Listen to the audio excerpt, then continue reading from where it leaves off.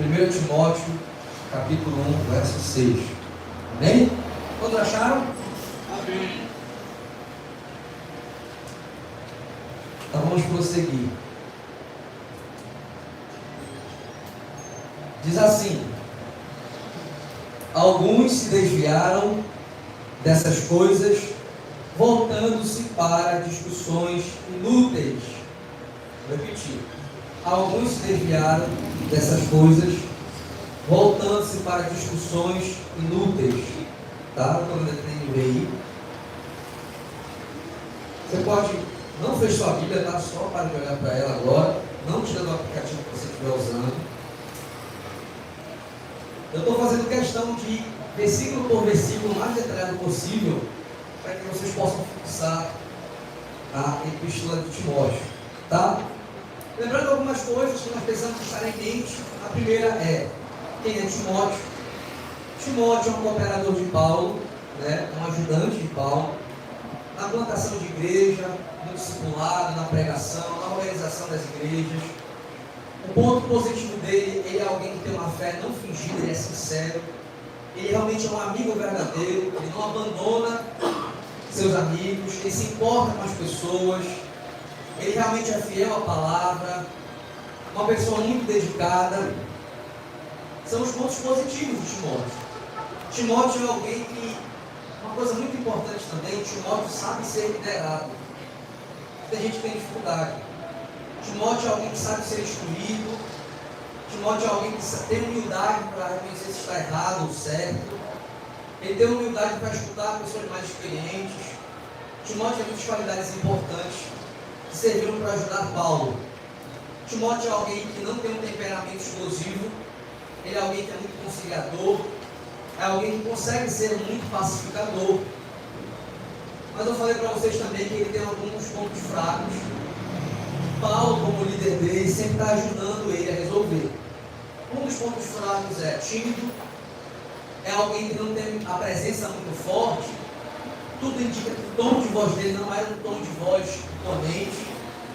Ele também tinha uma doença no estômago que o atrapalhava. Então, em muitos momentos aqui na vida ele está doente, fazendo a obra do Senhor ao mesmo tempo. E ele tinha um certo problema com essa questão da liderança. Porque ele se achava incapaz, ele se achava, por ser tímido, ele achava que não era tão capacitado para ser líder. E aí você vai ver o tempo todo Paulo aconselhando ele nesse erro dele, nessa fraqueza dele, tá? Vocês precisam ter isso em mente. Vamos começar a desenvolver. No domingo passado, eu falei para vocês que Paulo falou o seguinte: Timóteo, tem uma missão aí, tá? Em Éfeso. E a tua missão é instruir pessoas que estão pervertendo o evangelho, pregando coisas erradas, ensinando coisas erradas. Eu falei para vocês que a palavra corrigir ou ordenar, que deveria resolver esse problema, é uma palavra que significa ter pulso forte. Paulo falou: olha, Timóteo, quando você chegar aí, você precisa ter um pulso forte. Você precisa de fato ser corajoso. E aí eu já ensinei para vocês que Timóteo tem um certo problema com isso. Era uma grande missão para ele. Só que Paulo vai falar o seguinte: quando você fizer isso, quando você for ensinar as pessoas, corrigir as pessoas, você deve fazer isso com amor. E aí Paulo vai descrever a tríade do amor. Ele vai falar o seguinte: um amor que vem de um coração puro, de uma boa consciência e de uma fé não fingida. E eu ensinei no domingo passado que qualquer pessoa que quiser falar de Deus para alguém, qualquer pessoa, seja um pregador, seja um pastor, seja um estudante de teologia, seja quem for, seja um membro de igreja que está falando para um familiar, qualquer pessoa que ouse falar de Deus, de Bíblia e de teologia, precisa fazer isso com um coração puro, com boa consciência e com uma fé não fingida. Resumindo, com amor. O que é muito comum a gente ver por aí são pessoas que adquirem informação, mas elas na verdade querem ser melhor que alguém, elas querem ganhar de alguém no debate, é apenas isso.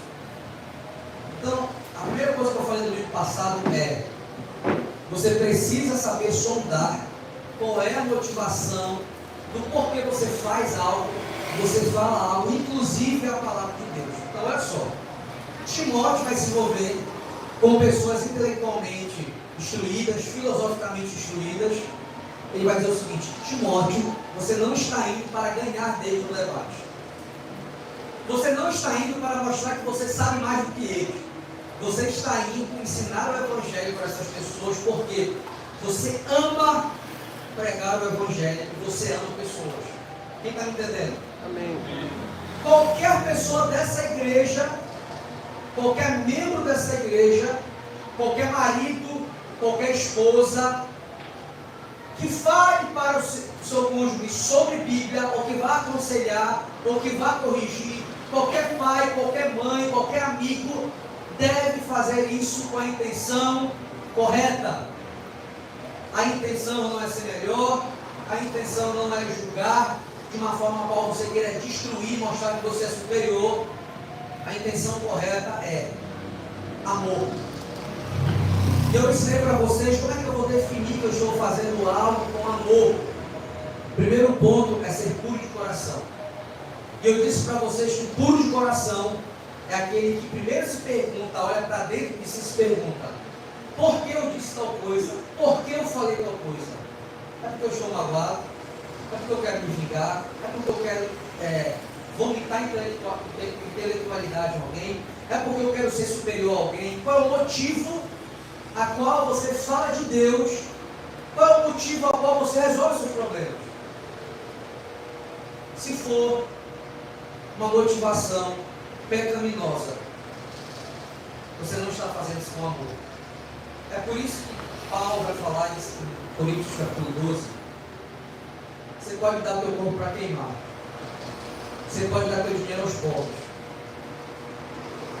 Se não tiver amor, não adianta, porque eu posso fazer tudo isso com a motivação incorreta. Eu posso me queimar, eu posso me jogar para queimar com a motivação correta. Eu posso dar todo o meu dinheiro com a motivação correta. Então a preocupação de Paulo com Timóteo é: Timóteo, a missão que você vai desempenhar nessa igreja tem que vir do coração que foi alcançado pelo Evangelho. A Frônesis perdeu o seu propósito se eu estiver aqui apenas para vomitar intelectualidade e teologia em vocês, e não existe no meu coração amor. E vocês não sabem o quanto eu fico preocupado com cada problema de vocês que chega até a mim. O quanto pessoas que estão aqui me ajudando também, de forma verdadeira, também ficam preocupadas, estão dobrando os joelhos por muitos de vocês que estão aqui. A partir do momento que a gente perder o amor por isso, a gente não deve mais estar assim. Eu falei no último culto que cada pessoa que está aqui nessa igreja, que um dia vai se levantar para me ajudar, que um dia vai se levantar para desempenhar o seu dom aqui nessa igreja, se você não gostar de pessoas, você não é bem-vindo para fazer isso. Porque você vai escutar problemas, você vai lidar com pessoas que pensam diferente de você vai lidar com pessoas que estão com problemas diferentes do seu. E a nossa motivação deve ser sempre quem? Cada irmão que está aqui. Então, às vezes eu me pego pensando: Senhor, o que deu na minha cabeça para me meter em abrir uma igreja? Já pensei isso uma vez. E eu mesmo me respondo: é o amor que eu tenho pelas pessoas que estão à minha volta. É o que me faz estudar todos os dias, é o que me faz subir aqui. Porque no final das contas, todo mundo gostaria, humanamente falando, de estar de folga, de férias. Eu já estou desde os meus 17 anos, que eu não sei o que é não estar no domingo em culto. São praticamente desde os 17 anos que eu prego aos domingos numa igreja. Olha só. Se eu não estou pregando, eu estava servindo nos bastidores. Então, eu já estou com 30 anos, já faz bastante tempo. Se você perguntar se eu estou cansado, pelo contrário, o maior prazer da minha vida é poder estar aqui. Eu espero que o maior prazer da sua vida seja poder fazer parte disso daqui. Seja poder assistir um culto, cantar com seus irmãos, aqueles que ajudam as crianças, que ajudam na limpeza, que ajudam no funcionamento do culto. Tudo isso tem que ser feito por amor. O amor que alcançou vocês, pecadores como vocês são, vocês poderem fazer o mesmo com outros pecadores, amá-los. O conselho de Paulo a Timóteo é: faça tudo com amor. Eu vou repetir de novo. Como é que eu sei que eu estou fazendo algo com amor? Primeira dica é: por que você está fazendo isso? Você se perguntou qual é a motivação? Eu falei aqui na heresia que o marido e uma esposa pode fazer algo certo. Sabiam disso? Um filho pode fazer algo certo só para poder se vingar de alguém. Quem estava na aula comigo hoje sobre vingança? Às vezes o marido, a mulher falou no ouvido dele tanto, falou tanto no ouvido dele, ele fala assim: quer saber, eu vou fazer. Aí ele faz tudo certinho. Sabe por quê? Na primeira alternativa que eles brigaram, e jogar na cara dela, ou vice-versa, a mulher também pode fazer isso. Às vezes, muitas pessoas começam a mudar seu estilo de vida porque querem se vingar de alguém. Isso não é amor. A motivação correta de fazer qualquer coisa. Cada irmão que está aqui, quando você aprende alguma coisa que eu ensino você, não é para você sair daqui tentando afrontar alguém. Só abre a boca para falar do Evangelho, se você realmente se importa com a vida daquela pessoa. Vocês estão me entendendo? Eu quero falar do que eu aprendi para um amigo, eu quero falar para a família. Só abra a sua boca se realmente você está disposto a acompanhar aquela pessoa e de fato amar aquela pessoa para que você possa pregar o Evangelho. Quem está me entendendo? Pergunte qual é a intenção. Por que eu estou aqui? Por que eu disse tal coisa? Por que eu fiz tal coisa? Segundo o que eu falei para vocês, depois da pureza do coração, foi a boa consciência. Eu disse para vocês que a consciência é um alarme que te avisa se você está fazendo algo certo ou algo errado. É o famoso peso na consciência. Errei. E um cristão de verdade, essa consciência é habitada pelo Espírito Santo, aonde conforme você vai aprendendo a palavra de Deus, essa consciência é educada para que cada vez dentro de você, quando você pensar algo errado, quiser fazer algo errado, essa consciência vai te alertar. Não é por aí. Ou de repente essa consciência vai te alertar: olha o motivo do teu coração. A consciência é aquela voz interna que geralmente as pessoas costumam dizer: Deus me disse. Já viram essa expressão? Eu escutei Deus me falar. Já viram essa expressão? Na verdade, elas escutaram a voz delas mesmas, a consciência delas. E essa consciência é extremamente enganosa. Se não existe Bíblia e ensinamento bíblico, você vai escutar, o seu coração é enganoso. Falei também para vocês que quando você tem um coração puro, você analisa o seu interior e você educa a tua consciência para que cada vez mais o Espírito Santo lembre sobre o que Cristo disse, você consegue ter uma fé que não é fingida. Amém? Olha a missão de Timóteo. Você vai enfrentar esses homens aí, mas eu quero que você ame as pessoas. Tá? Então vamos continuar. Olha o que diz o 6, como nós lemos aí.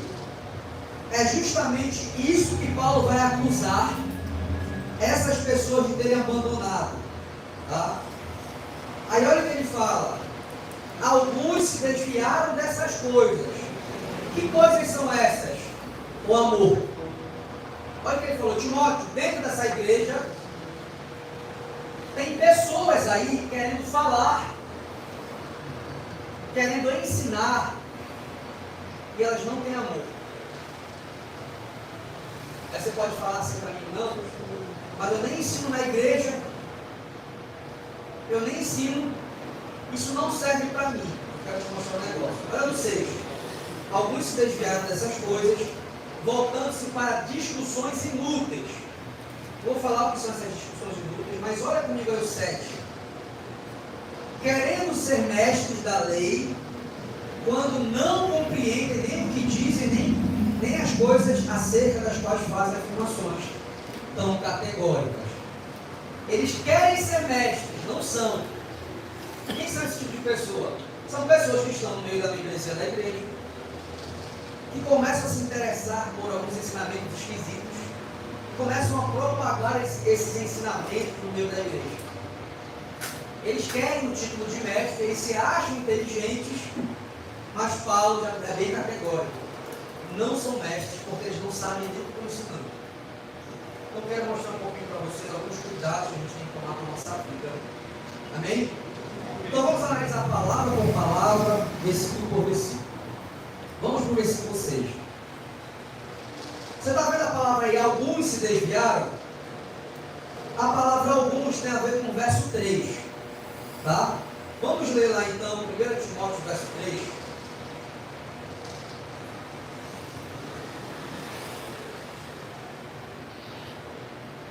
Timóteo, verso 3, vocês já acharam? Todos? Diz assim: partindo eu para a Macedônia, roguei que você permanecesse em Éfeso, para ordenar a certas pessoas que não mais ensinem doutrinas falsas. Estão ensinando doutrinas falsas e que deixam de dar atenção a mitos e a genealogias intermináveis. Então, olha só, estão ensinando doutrinas falsas, mitos e genealogias intermináveis. Eu trouxe um texto aqui de um especialista para ler para vocês sobre, de fato, o que é isso de forma técnica. Tá? Olha que Paulo também fala no 4. E que deixam de dar atenção, se você puder circular essa palavra, dar atenção,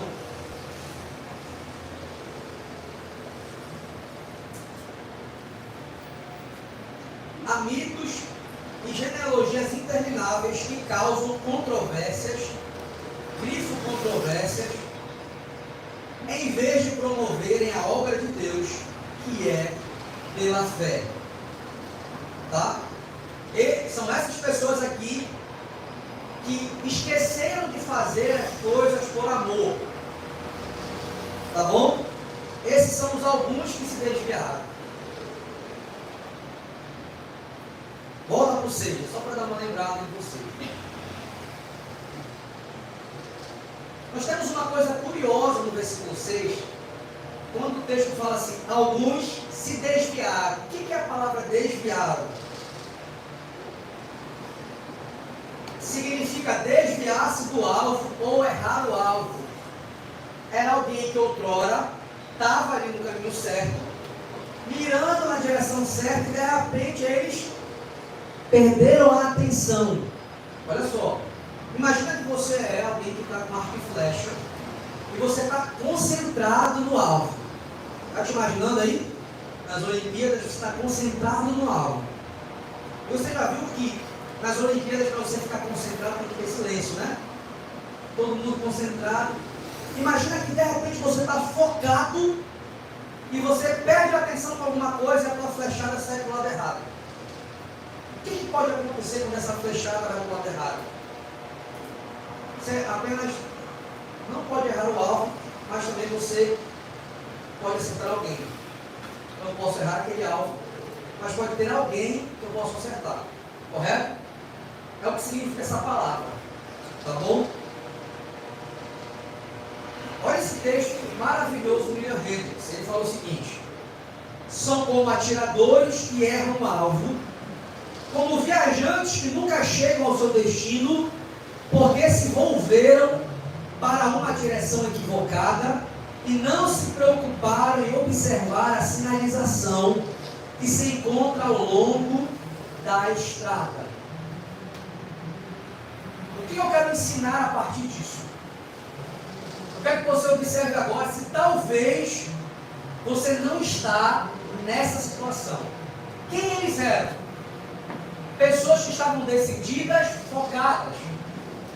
É tipo a gente quando faz assim: não, agora eu vou orar, estou indo para a igreja Frontes para me focar, eu quero estudar a Bíblia, eu quero me tornar alguém melhor, eu quero, sei lá, acordar mais cedo, eu vou fazer meu devocional, a partir de agora eu vou me dedicar à igreja. Sabe esses objetivos que a gente faz? Sabe o que é isso? Eu estou focado, eu estou olhando para o alvo e eu organizei minha vida. De repente, algo me distraiu. Eu deixei de fazer o que eu estava fazendo e eu começo a me distrair com outras coisas. Qual era a missão de Timóteo? Você vai lidar com pessoas que se distraíram na caminhada.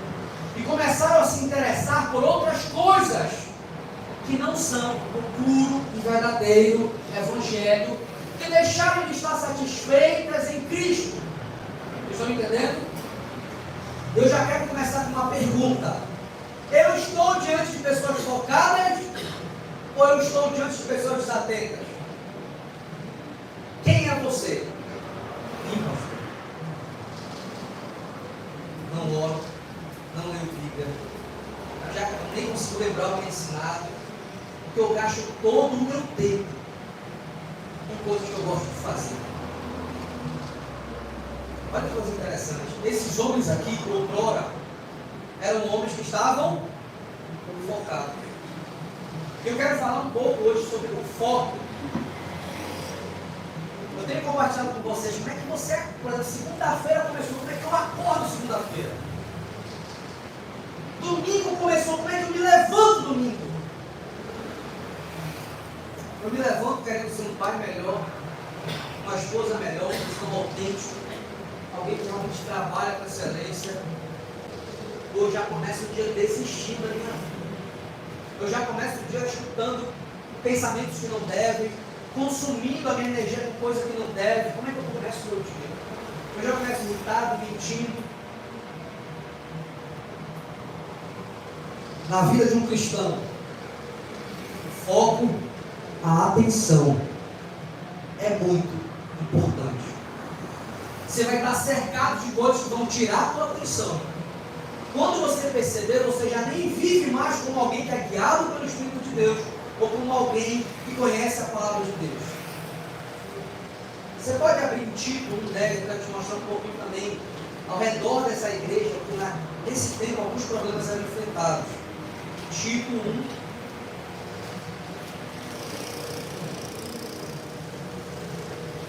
Depois de Timóteo aí, tá?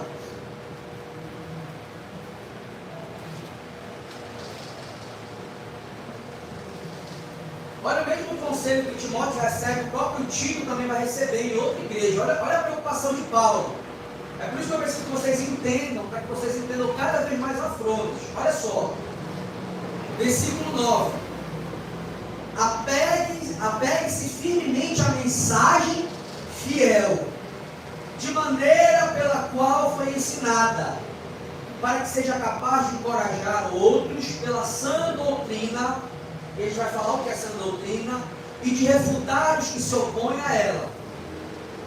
Pois há muitos insubordinados que não passam de faladores e enganadores, especialmente os do grupo da circuncisão. Abre comigo em 1 Timóteo agora 5:13.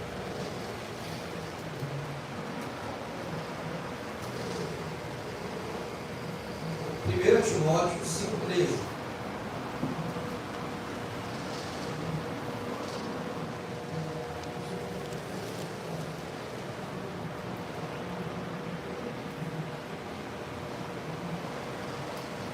Quem achou? Vamos ler desde o 12. Olha só. Assim, todos acharam aí? 1 Timóteo 5:12. Assim elas trazem condenação sobre si, por haverem rompido o seu primeiro compromisso. Além disso, aprendem a ficar ociosas, andando de casa em casa, e não se tornam apenas ociosas, mas também fofoqueiras e indiscretas, falando coisas que não devem. Portanto, aconselho que as viúvas mais jovens se casem, tenham filhos, administrem suas casas, e não dêem ao inimigo nenhum motivo para a maledicência.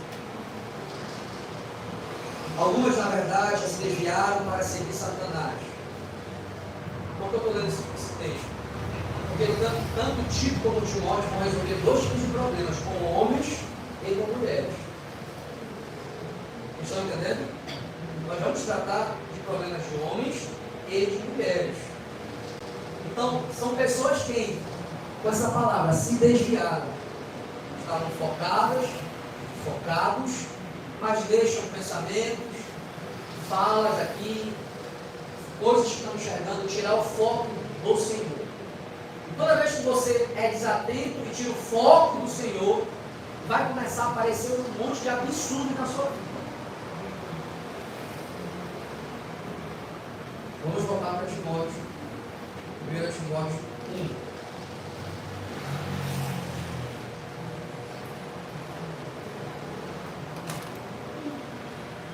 Então vocês já entenderam aqui que esses alguns que se desviaram eram pessoas que outrora estavam bem, focadas, ajudando, vivendo uma vida cristã direita.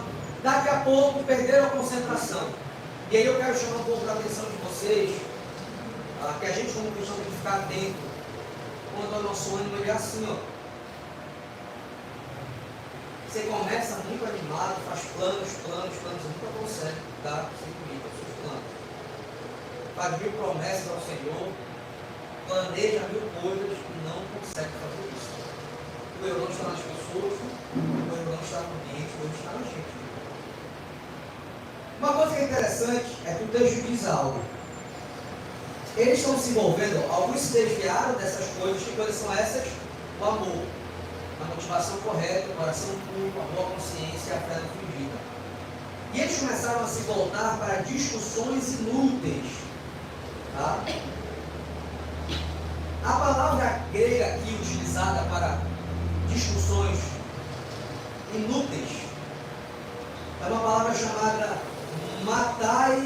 mataiologia. Mataiologia significa palavras vãs ou inúteis.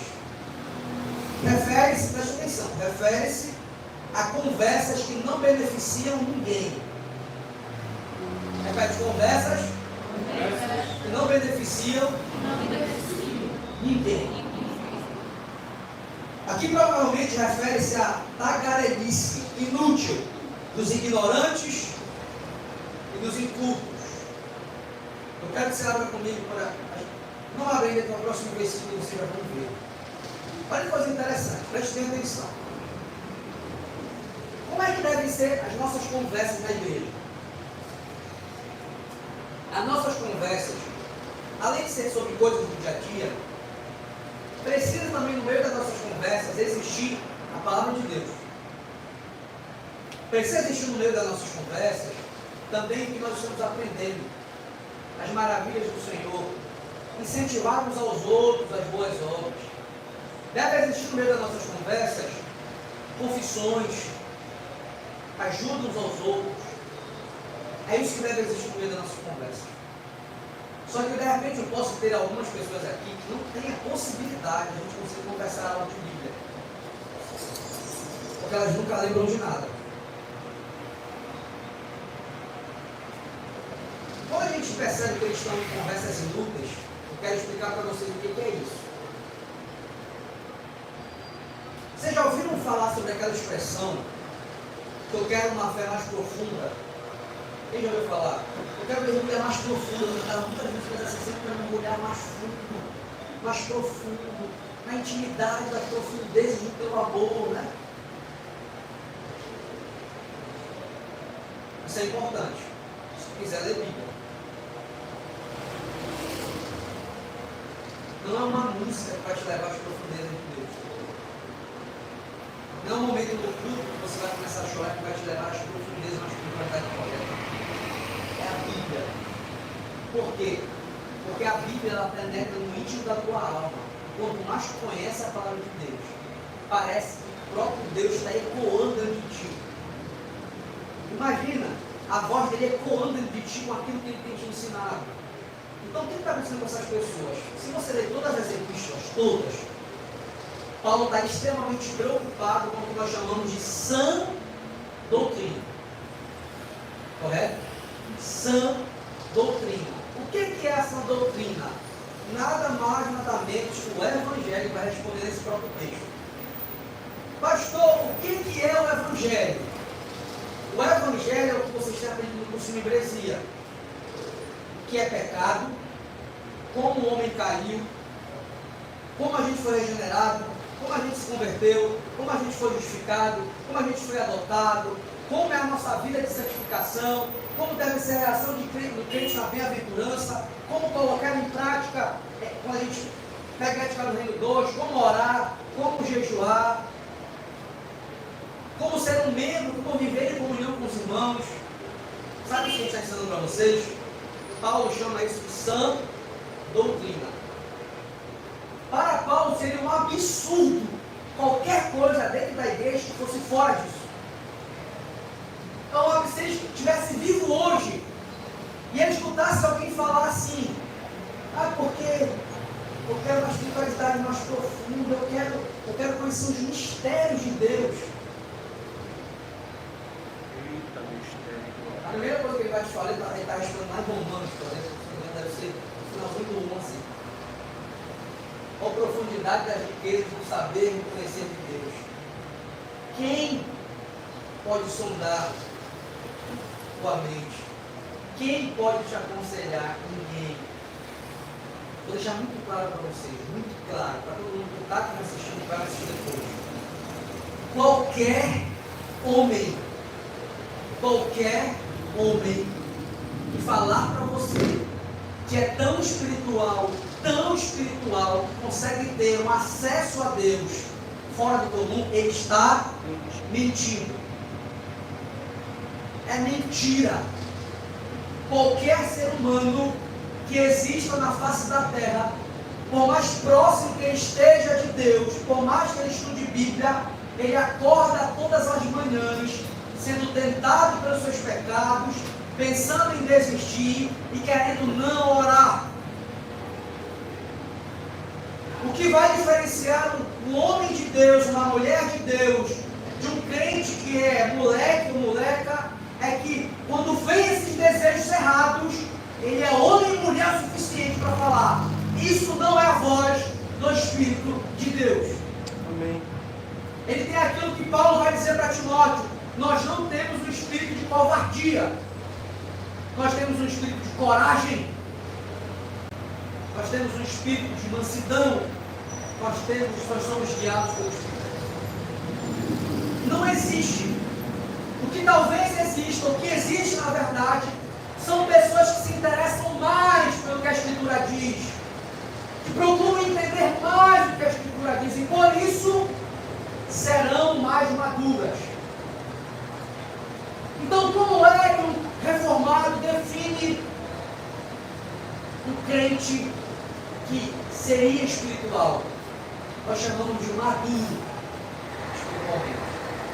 É alguém que já entendeu as bem-aventuranças e que ora ao Senhor todos os dias se humilhando porque sabe que não consegue praticar, e ele ora, clama ao Senhor e luta todos os dias para ser pacificador, para resolver conflitos que estão pendentes, para ter misericórdia das pessoas que às vezes não fazem aquilo que ela quer, que às vezes de repente não tratou ela como queria, mas ele olha, essa manhã pode ser quando alguém mal, eu vou perdoar. É alguém que quer ter um relacionamento bem com o próximo, consigo mesmo, com Deus. É alguém que tem coragem. Repete comigo: coragem. Não é férias, não é lazer. A vida real. Muitas das vezes você não sente nada, nem a tua consciência diz nada. É só você no vazio e no silêncio. Porque nós não fomos criados para sentir alguma coisa, nós fomos criados para adorar o Senhor. Feche teus olhos rapidinho. Eu estou tocando em alguém aqui? Estou? Mas você sabe que eu estou aqui. Correto? Agora abre os olhos. Deus é isso. Simples. Eu não preciso sentir, eu não preciso ter um experimento fora do comum, eu preciso saber que Ele é real, que Ele está no local ainda que eu não sinta nada, e ainda que eu não perceba nada, que nada me toque. Isso é fé. Agora eu tenho um problema grave. Se as igrejas estão se fundamentando em experiências e em sentimentalismo, aonde está a fé? Por que, pastor, você está falando isso? Porque eu já convivi nesse ambiente e já percebi que as pessoas falam assim: eu estou frio. Por que você está frio? Porque faz tanto que eu choro, faz tanto que eu não sinto Deus. Isso não é frieza. Frieza é ao contrário. É você só achar que Deus está com você porque você chorou e porque você se sentiu arrepiado. Isso é frieza. Olha o paradoxo. É totalmente ao contrário. Um crente que entra numa igreja não está sentindo nada. Ergue suas mãos. Canta um louvor com gratidão ao Senhor. escuta a palavra de Deus e sai aqui, sabe, com coragem, animado para ser mais grato ao Senhor, isso é um cara que não está frustrado. Porque sem nenhuma motivação sensorial, você entende seu dever, que é mesmo não vendo, eu estou crendo, eu sei quem Ele é, eu tenho certeza de quem eu creio. Essa é a grande diferença da pessoa. Esse é o maduro espiritualmente. O maduro espiritualmente é aquele que na hora que está passando por uma situação específica, ele sabe que não é o fim do mundo. Eu falei na aula de domingo para vocês. Ele sabe que não é o fim do mundo, ele sabe que Deus está no controle de tudo, e que tudo vai dar certo. Eu falei para as pessoas na aula de manhã, se você passar por uma dificuldade, não pergunte para Deus por que se eu estou passando por isso, pergunte o que eu tenho que corrigir. Isso é um chamado. Alguém falou mal de mim, e agora? Quem poderá me defender? Ninguém, seja cristão, perdoe, continue sua vida. Quem precisou nos defender um dia foi Cristo na cruz. Nos defendeu muito bem defendido da ira de Deus. Nós estávamos sob a ira de Deus, Ele nos defendeu da ira de Deus, através de um plano que o próprio Deus fez para nos salvar de sua própria ira. Qual é a diferença aqui? Quem se desvia, abandona a maturidade, começa a se emaranhar em coisas que não devem. Essas discussões inúteis, o que são essas discussões inúteis? Simplesmente, eles começaram a pensar assim, está muito devagar essa sã doutrina.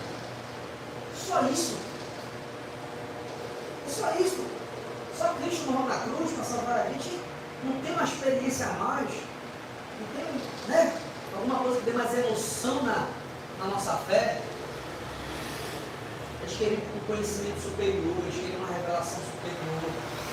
Se você ler todas as epístolas, Paulo fala, se outra pessoa quer pregar outro tipo de evangelho, seja amaldiçoado. Eu não sou louco de ousar me interessar por outras coisas no seu evangelho.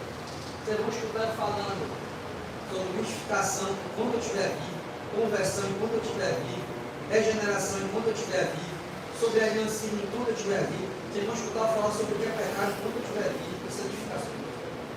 Vou repetir o tempo todo, acho que é uma hora, você fala de novo, de novo, toma minha vingança de novo, e o tanto que a gente fala, tem gente que não consegue fazer.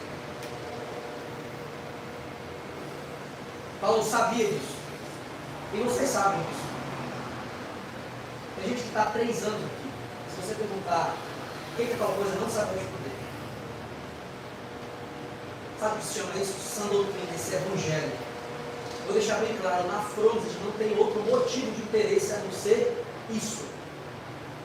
Simples, direto, esse é o nosso interesse. Saber como viver com Deus e saber o que Deus fez para a gente. Amém. Abre, por exemplo, em 1 Timóteo. Você está em 1 Timóteo aí? Deixa eu ler um negócio antes para vocês aqui, ó. Eu vou ler aqui uma citação de Calvino. É deveras possível que muitos admirem as questões vazias. Todavia, a afirmação de Paulo permanece, a saber, que tudo quanto não edifica os homens na piedade é inútil ou vão. Devemos, portanto, nos acautelar com grande diligência a fim de buscar na palavra de Deus, preste atenção, tão somente aquilo que seja edificante, pois, do contrário, ele haverá de nos punir severamente por abusarmos do devido uso de sua palavra. O que é piedade? Não sei se todos sabem o que é piedade. Impiedade, que é o contrário de piedade, é você viver como se Deus não estivesse te vendo. Sabe quando tu peca? Tu sabe que está errado, tu faz um monte de coisa errada. Tu finge que Deus não está vendo, tu finge que Deus não existe. Dane-se, a vida é minha, eu faço o que eu quiser. Isso é impiedade. Isso é comportamento de quem não tem Deus. Um cristão de verdade, cada passo que ele dá, o que ele fala, o que ele pensa, ele se pergunta: será que eu fiz incorreto? Como é o nome disso? Pureza de coração. Na dúvida que ele tiver, vem a consciência dele guiada pelo Espírito Santo, fala assim, olha, a Bíblia diz isso. Olha o que a gente tem na vida. A impiedade é alguém que não liga para isso, faz o que quiser, dane-se, porque acha que Deus não está vendo. Então ele finge que Deus, ele ignora Deus. Vamos supor que está eu, o Henrique, aqui, e aí eu sou pastor, daqui a pouco eu finge que o Henrique não está vendo, eu faço uma coisa absurda, e o Henrique fica me olhando, e eu ignoro ele. Isso é impiedade. O que é piedade? É eu viver o tempo todo, saber que Deus habita em mim, está fora, enchendo o céu, a terra, e não tem um centímetro quadrado dessa terra que ele não encontra. Você pode se esconder no inferno que te acha. Isso é piedade. Presta bem atenção. O ensino verdadeiro é o ensino que vai levar as pessoas a cada vez mais viver um estilo de vida onde elas estão o tempo todo preocupadas em honrar e agradecer a Cristo por tudo que elas estão fazendo. Estou no trabalho. Será que estou fazendo correto? Estou dentro de casa. Será que eu estou fazendo correto? Estou na rua. Você não sente a ausência de Deus. Você sabe que Deus está o tempo todo. Eu não estou falando de sentir, não estou falando de ver, não estou falando de perceber um toque, uma arrepio. Eu estou falando de saber, convicção. Quem está me entendendo? Paulo vai dizer que o ensino verdadeiro leva vocês a serem piedosos. Eu sempre digo para vocês, quando a gente chega na igreja Frondas, correto, cada vez vocês percebam quando vocês são piores. Aí alguns já me perguntaram, pois estava em outra igreja, mas eu me sentia melhor, parecia que eu estava mais vivo espiritualmente, parecia que eu tinha mais vida com Deus, claro, não falava de pecado, não. Parecia que eu era perfeito, e sempre estava bem espiritualmente. Aqui que a gente está o tempo todo batendo nossos pecados, batendo, no mínimo a gente vai sentir um lixo. E aí vem a dependência de Cristo. Se chama isso piedade.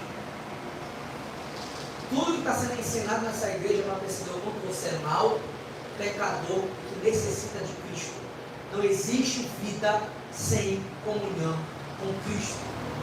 Sabe qual é o nome disso? Piedade. O que Calvino diz? Calvino vai dizer justamente isso. O ensino desses mestres não gera piedade nas pessoas. É só uma mera informação, é uma especulação. Então eles estão tirando a atenção da igreja para desenvolver um monte de ensinamento que não vai ajudar em nada na vida espiritual das pessoas.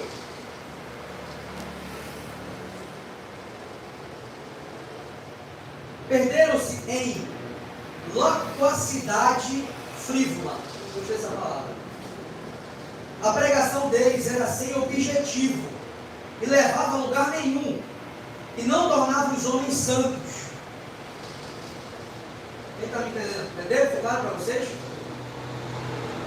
Essa é a importância de vocês valorizarem de fato uma igreja. Se um dia vocês não estiverem mais aqui, eu não quero ficar aqui, quero ir para outro lugar, que vocês possam valorizar uma igreja que valoriza o que nós chamamos aqui carinhosamente de feijão com arroz. A sã doutrina. Se eu fosse escritor de meu, eu escreveria feijão com arroz. A sã doutrina. Ou você está satisfeito na maior obra feita, no maior plano de salvação para nos salvar, ou você não é o Evangelho. Vocês estão entendendo? Aí vocês estão me olhando aqui, eu quero alguma coisa, eu quero sentir mais próximo de Deus, eu quero uma experiência, eu quero mais uma coisa. Não vai ter. Se não existir convicção, não adianta chorar, não adianta sentir alguma coisa se não houver convicção do que você acredita. Pastor, você não chora? Demais, não chora não, eu já tenho até uma playlist que é certeza, quando as 4 músicas eu já estou, acabou para mim. Não sei se vocês são assim também. Mas quando eu estou chorando, é de tanta convicção do pecador que eu sou e do quanto o amor de Cristo é a coisa mais maravilhosa que existe. E o que me faz chorar hoje, não é porque eu fico, oh, Senhor, eu quero mais de ti. É porque eu percebo que eu não posso desonrar a Cristo. Me dá um pavor quando eu percebo que eu não sou aquilo que eu deveria ser. É por isso que eu choro. É por isso que eu sinto a presença de Deus tocando a minha emoção. É porque eu não consigo mensurar por que Ele ainda me escolheu. Às vezes eu converso com um cara que ensina, eu olho as pessoas chegando. Às vezes eu olho todo mundo vindo, às vezes me dá um. Eu saio de mim assim, meu Deus, o que essas pessoas estão fazendo aqui?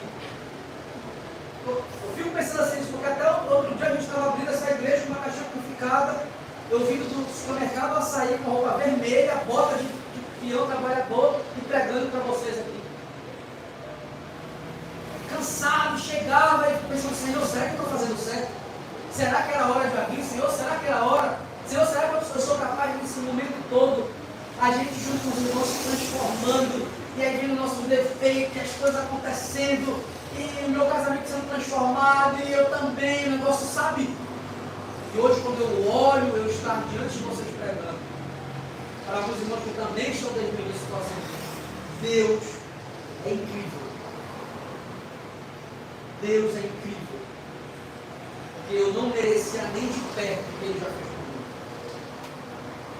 Então, negligente que eu já fui, de tantas coisas que eu já deixei para depois, de tantas coisas que eu não tive a atenção correta. Às vezes, quando eu estou cantando aqui, que na hora que vocês vão se abraçar, eu olho para os irmãos se abraçando, aquele negócio todo, criança saindo ali de dentro. Eu fico olhando assim e falei, meu Deus.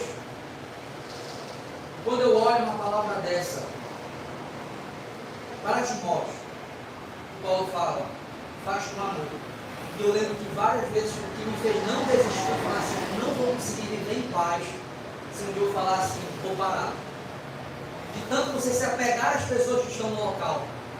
Não existe aí você falar assim, não, hoje não dá, com preguiça, não quero, não tem como, você não consegue fazer isso. Porque você olha cada família, cada criança, a maior riqueza dessa igreja são essas crianças. Quando eu olho eles entrando, porque eu fico pensando, às vezes eu fico pensando comigo, Senhor, o que eles vão ser? Quem daqui vai pregar, quem daqui vai cantar, quem daqui vai ajudar no bastidor? Eu fico me perguntando, o que essas crianças vão ser?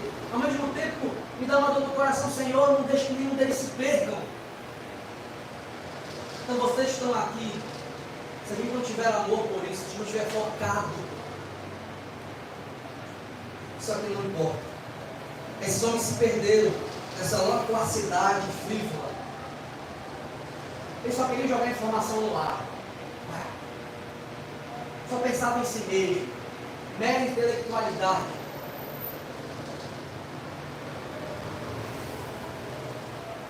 Versículo 7.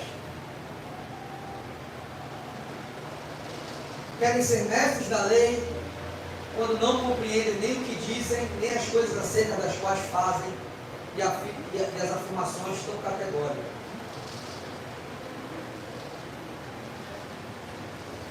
Primeira coisa deles aqui, eles querem brilhar, né? Querem ser considerados mestres, gostam de falar, gostam de dar teco na vida dos outros, mas não sabem nem o que estão dizendo.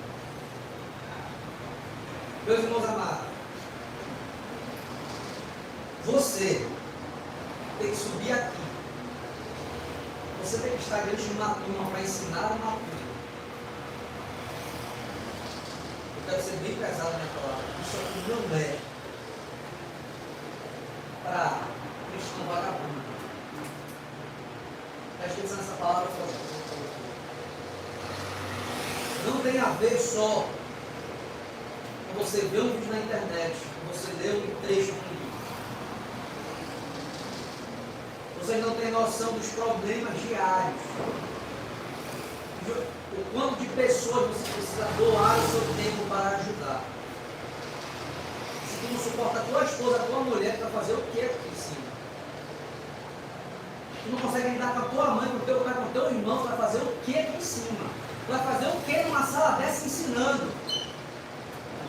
Isso tudo aqui é por pessoas. Vocês estão aqui ajudando na limpeza, vocês estão aqui ajudando na manutenção da igreja, vocês que pegam uma chave para abrir essa porta. Tem que ser por amor às pessoas que Cristo salvou. Tem que ser por amor às pessoas que estão perdidas e vão estudar o Evangelho. É isso que é a igreja. Você está na sua casa, hoje tem que ir para o culto. cansado, fica na tua casa. Descansa na tua casa. Não vem nunca mais. Porque 2 horas não vai te matar. Não vai te matar. Pelo contrário. Você pode ter um grande encontro com a palavra de Deus, que a tua vida vai se transformar para sempre.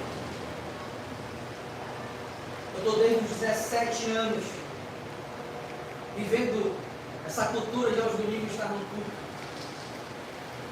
Eu não me arrependo em nenhum momento de viver essa cultura.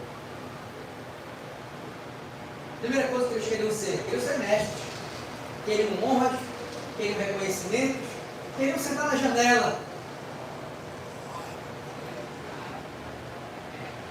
A gente não consegue lidar com nossos familiares.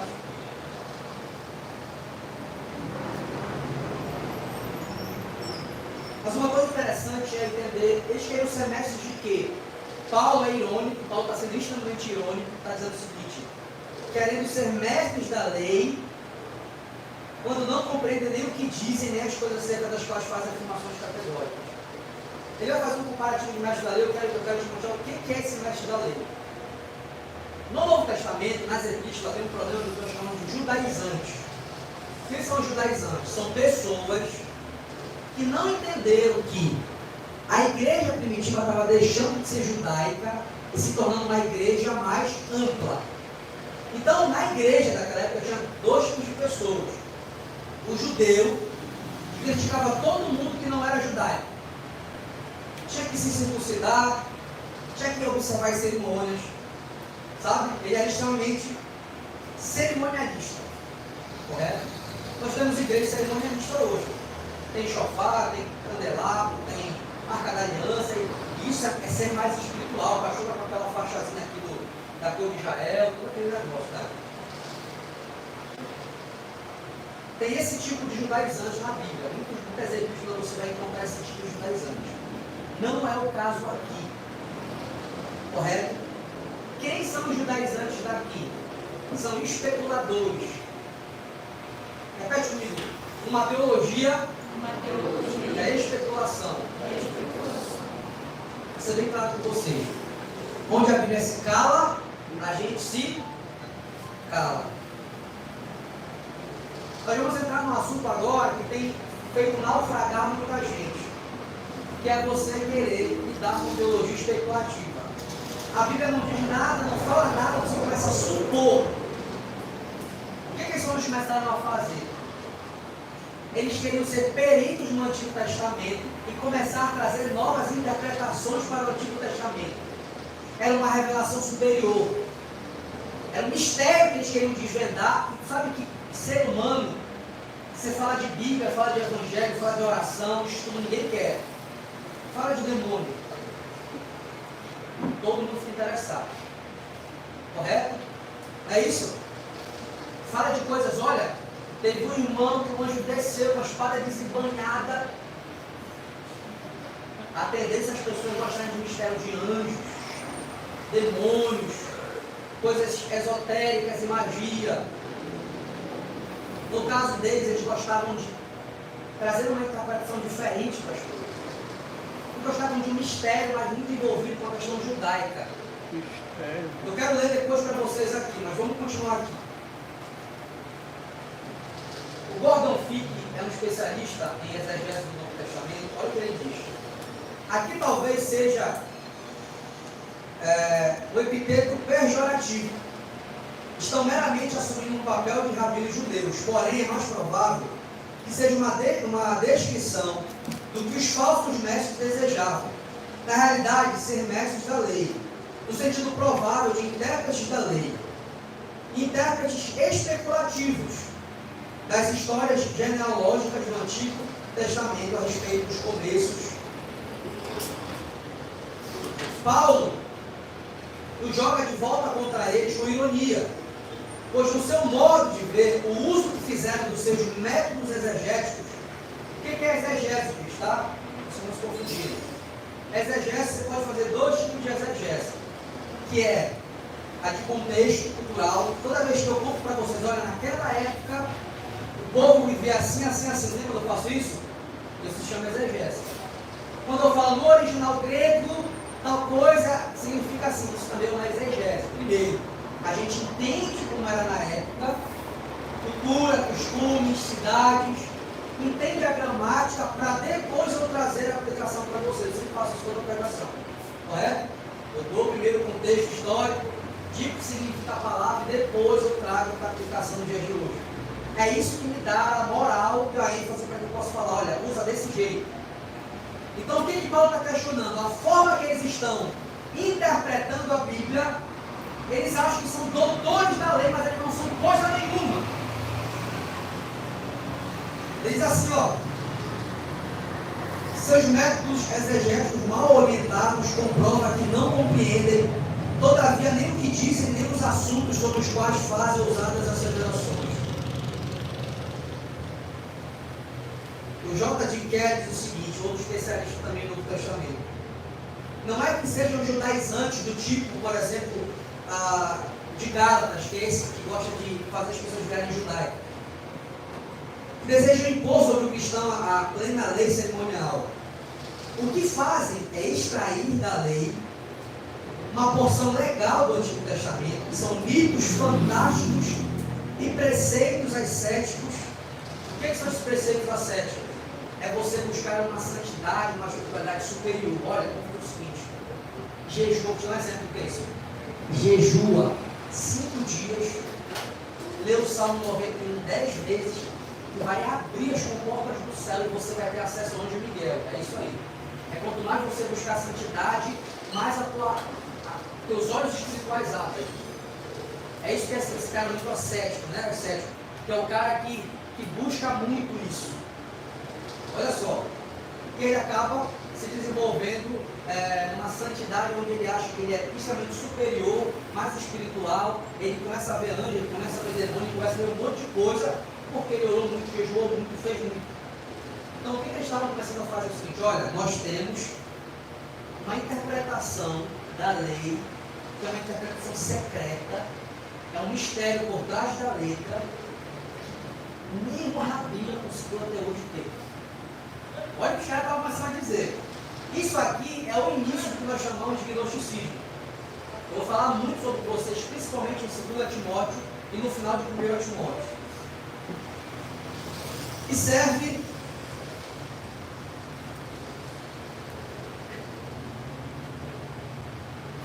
voltando aqui, mitos fantásticos e preceitos ascéticos que servem para demonstrar que não perceberam a ligação do próprio Antigo Testamento nem do Evangelho.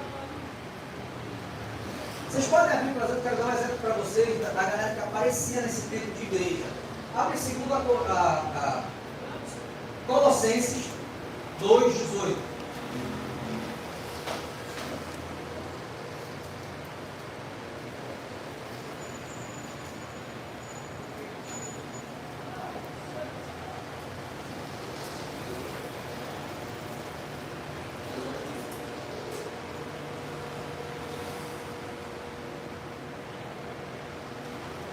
Já acharam? Vamos ler desde o 16, só para vocês entenderem uma coisa interessante. Portanto, não permitam que ninguém os julgue pelo que vocês comem ou bebem, ou com relação a alguma festividade religiosa, ou a celebração das luas novas, ou dos dias de sábado. Essas coisas são sombras do que haveria de vir. A realidade, porém, encontra-se em Cristo. Não permitam que ninguém que tenha prazer numa falsa humildade e na adoração de anjos o impeça de alcançar o prêmio. Tal pessoa conta detalhadamente suas visões e sua mente carnal a torna orgulhosa.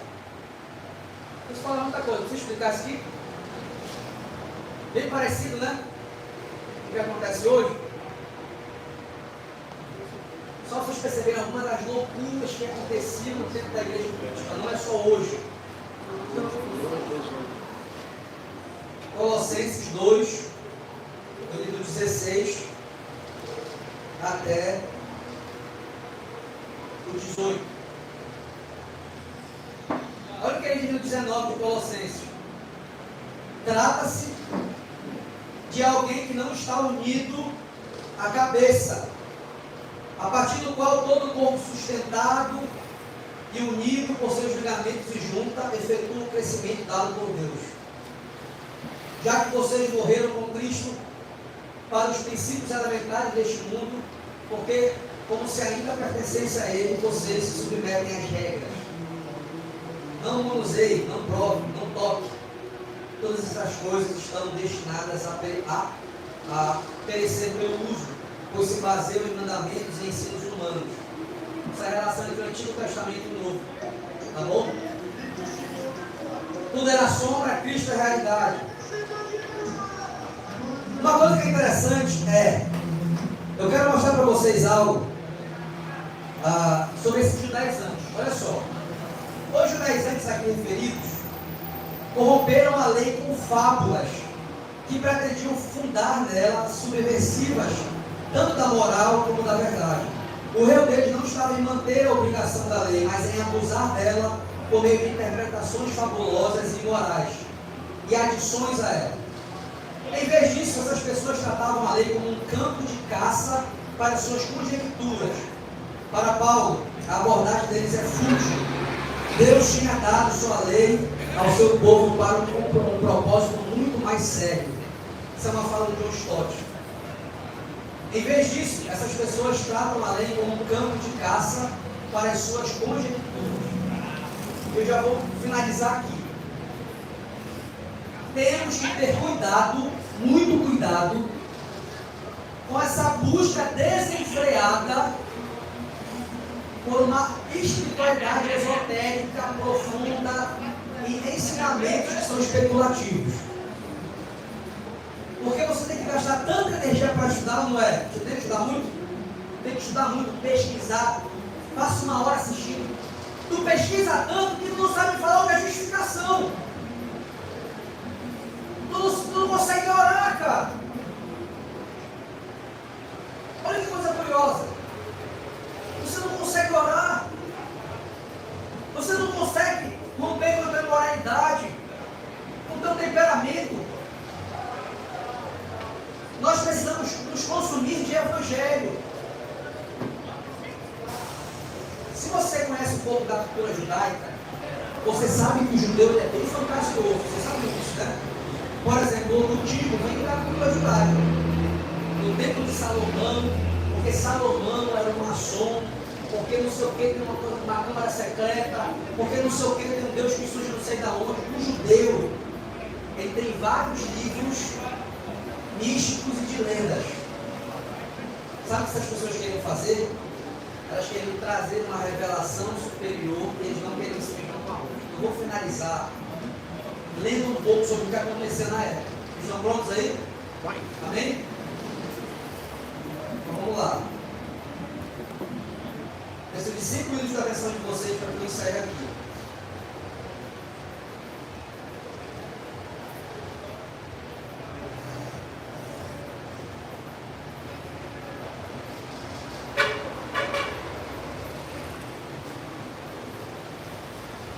Deixa eu só abrir aqui para vocês. Posso fechar o dedo porque eu não perco nenhuma informação.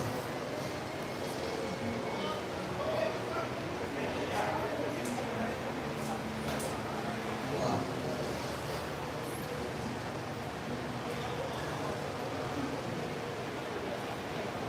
Olha só.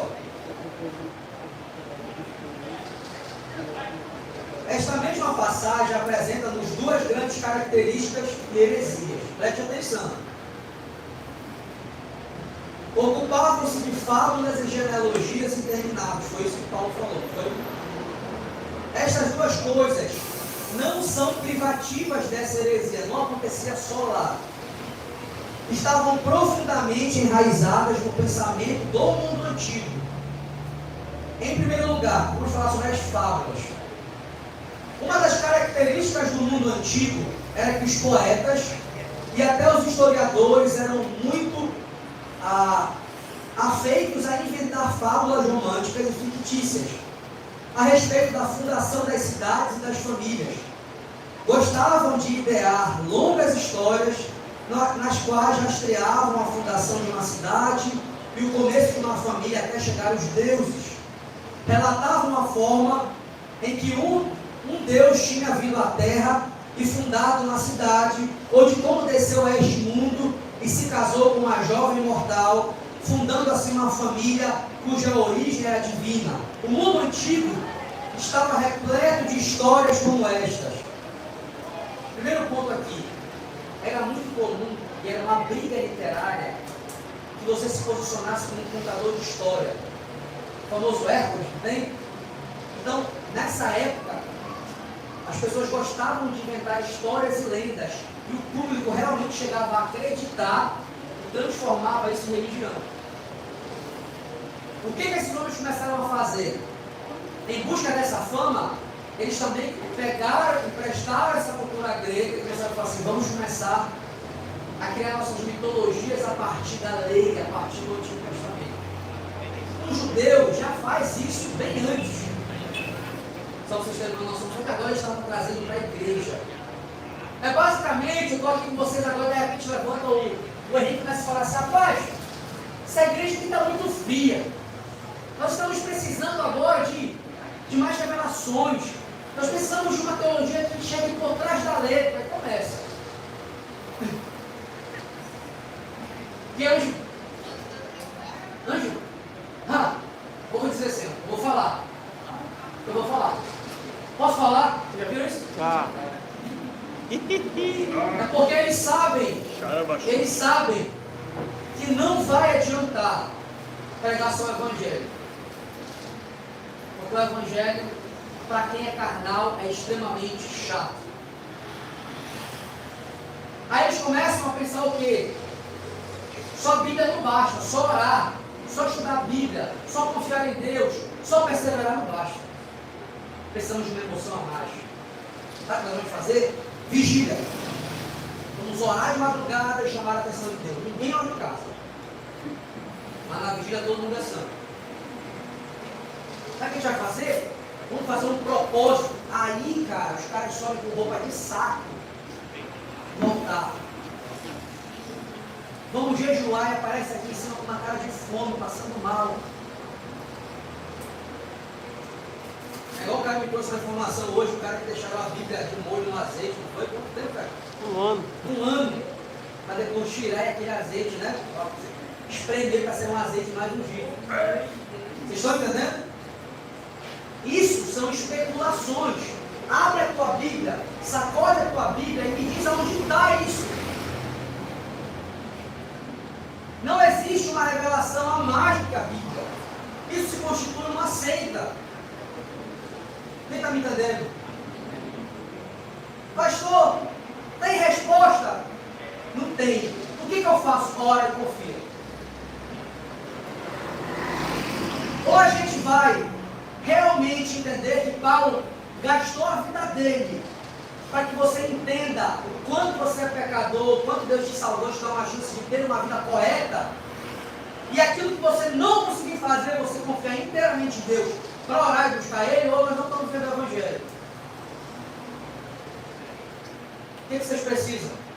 Não, porque se o pastor botar a mão na minha cabeça, muda a minha vida.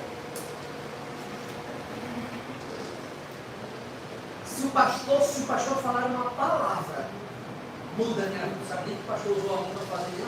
Ele falou para gente tudo.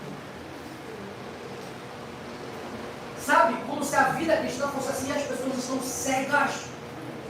Sacode a tua Bíblia.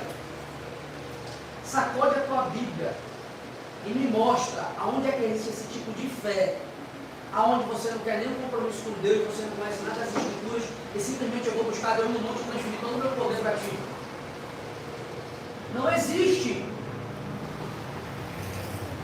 Mas tem pessoas que estenderam as mãos para os outros. Existe. Para reconhecer a conduta correta que homens de Deus foram escolhidos para o ministério. Eles já eram e foram reconhecidos. Vida íntegra, amava o Evangelho. É porque eu sou cheio do Espírito Santo, pastor. Tu quer um cheio do Espírito Santo? Abre em Atos capítulo 8. Conhece um cara chamado Estevão, que morreu apedrejado, era um diácono. Capítulo 8 inteiro. Simplesmente o cara prega o Evangelho inteiro. em um capítulo inteiro, ele fala desde a queda do homem até a consumação. Isso é evangelho. O cara é apedrejado e morre e vê o céu aberto. Amém. Isso é um homem cheio do Espírito Santo. É um homem que entende que é pecador e é íntegro, não para se salvar, mas porque foi salvo por Cristo. Na casa de vocês, abram em Atos 8. E me digam, esse homem, ele pregava o Evangelho, o tribunal olhava para ele, parecia que o rosto dele era igual de anjo. Pensa num cara que pregava o Evangelho com tanta confiança, com tanta certeza, que você olhava para ele, você falava, cara, que certeza que esse cara tem. Ele pregou para todo mundo no tribunal, morreu apedrejado. E é muito interessante como ele morre. Ele poderia olhar para as pedras, correto? Ele poderia falar, Senhor, porque eu preguei. Sabe o que ele faz? Ele olha para o céu e fala, Senhor, chegou na hora. Olha a diferença do padrão de um cristão cheio do Espírito Santo. Conhece Bíblia, ama o Evangelho e no meio da dificuldade, olha para Cristo. Aí está todo mundo querendo uma espiritualidade superior. Ah, mas eu quero alguma coisa. Ah, mas eu sinto falta quando eu quero experiência. Deus não sabe de Bíblia, cara. Que experiência é essa? Que Espírito Santo é esse? Que muitas das vezes a gente não sabia nada de Bíblia. E agora nós temos a oportunidade de ter experiências verdadeiras estudando a Bíblia. Agora nós temos a capacidade de chorar porque nós sabemos que é o Evangelho que nós somos. Nós temos capacidade de amar as pessoas de forma verdadeira. Outra coisa que eles faziam era genealogias intermináveis. O mundo antigo era apaixonado por genealogias. Podemos ver isso até no Antigo Testamento, com seus capítulos cheios de nomes, né? Genealogias que tem no Antigo Testamento e no Novo, né? E no Novo Testamento, com a genealogia de Jesus, com atrás começavam os seus evangelhos, Mateus e Marcos.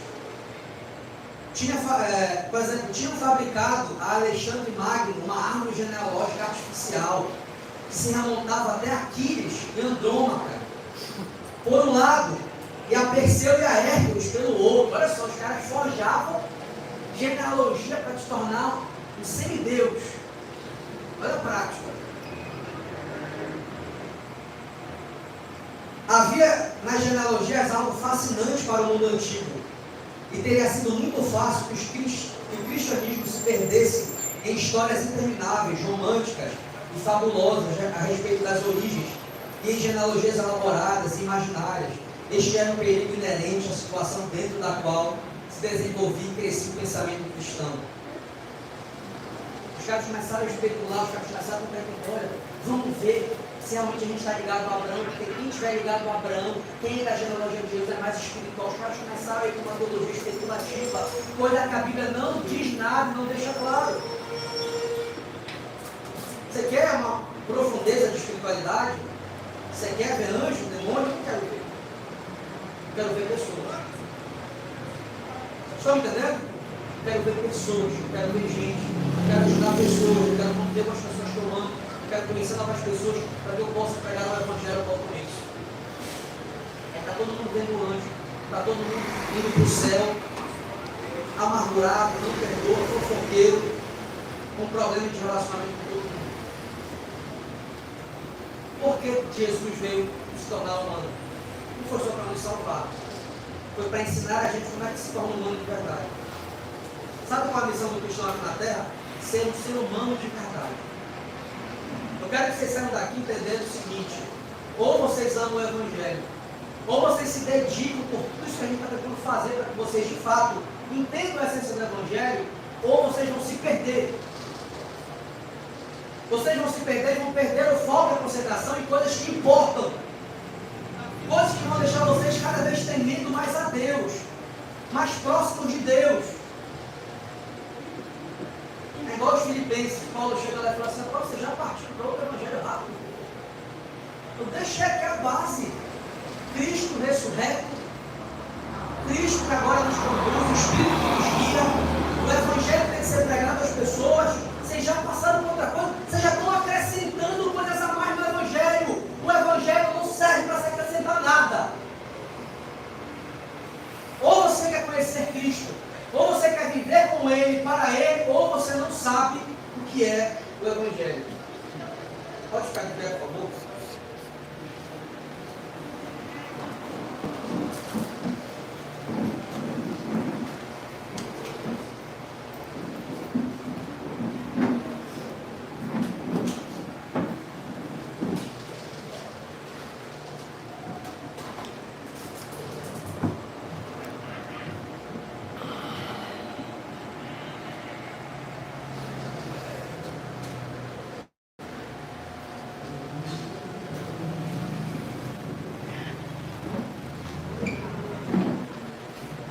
Vamos orar. Eu quero que vocês entendam uma coisa.